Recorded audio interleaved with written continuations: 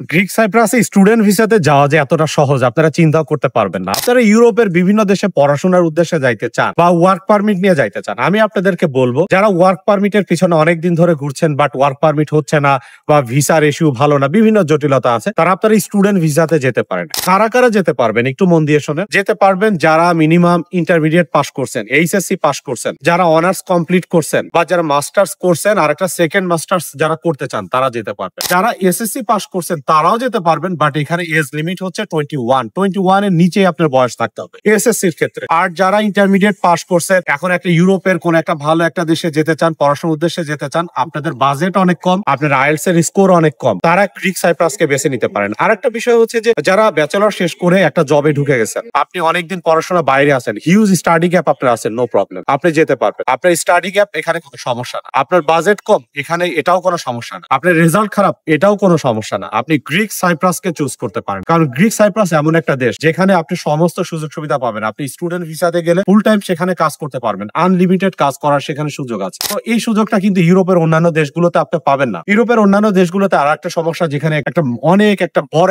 অ্যামাউন্টে একটা টিউশন ফিজ এখানে আছে, বাট গ্রিক সাইপ্রাসের টিউশন ফিজ অনেক কম। আপনি পড়াশোনা শেষে আপনি একটা সফল কেরিয়ার কিন্তু গ্রিক সাইপ্রাসে গড়তে পারেন।